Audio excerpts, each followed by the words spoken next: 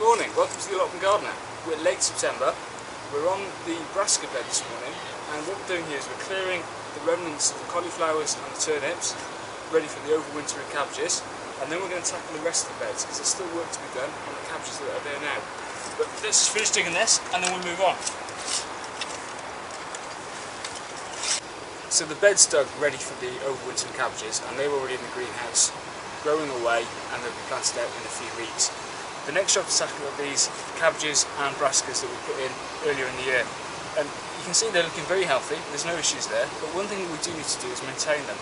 And you can see these leaves at the bottom turning brown and falling off. And we need to get rid of these and also remove the lower leaves that are starting to turn as well.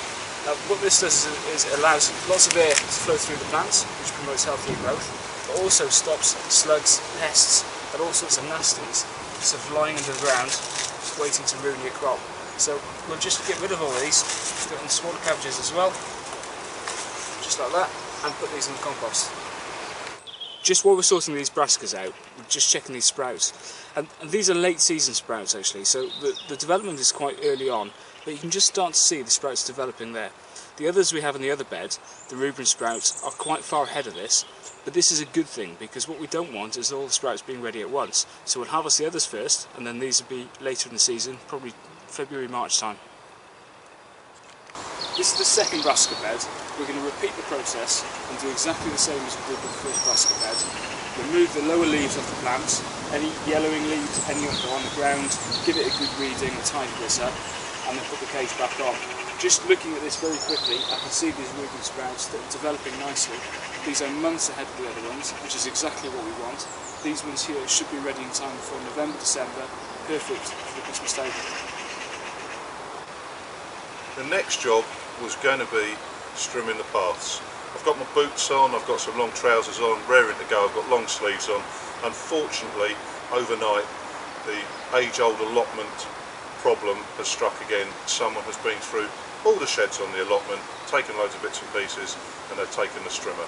I've got another strimmer, haven't got it with me, so instead of strimming today, I've got time for a cup of coffee. Next job of the day is to tackle this asparagus bed. If you remember last week, I left Jerry to clear this and prepare it for winter. He's done two things. First of all, he's weeded the bed, which was in dire need of doing. The second thing he's done is he's cut the asparagus stalks down to just below ground level using a knife, and that prevents the asparagus being overwintering the plant, and we'll take those away and we'll burn them. Now today we need to continue this and get it really ready for winter. So what we're going to do is get some horse manure and mulch the top of the bed with the manure, and that will do two things. First of all, of course, it will enrich the bed for next year, feed the asparagus. The worms will do the work for us, so we don't need to dig it in or anything. The second thing it will do is prevent the small weeds from coming out, and that of course is a huge benefit for us over winter. Way back in this series, we found some compost, manure bags, etc. that have been attacked by the foxes and ripped apart. So as there's not a lot going on in the fruit cage, we've stored all our manure in here so that it's safe from the foxes, and now we're going to get it down to the asparagus bed.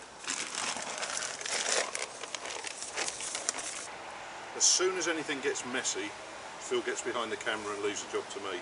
It's manure. I'm going shopping later, so I'll put my gloves on because I don't want to get all that all over my hands. Got the bag of manure. I'm going to bash it up, break it up so that it's in smaller bits rather than the big solid clumps you get. I'm going to cut the bag open with a knife. Once I've done that, that means I can reuse the bag for rubbish or stuff that we're going to take away for burning, etc. I'm just going to spread a thin layer right across the bed. As Phil said a minute ago, there's no need to dig it in, because the worms will do that for us. So, literally, just start spreading it over the bed. And do that all the way along the bed until we have this thin layer over it.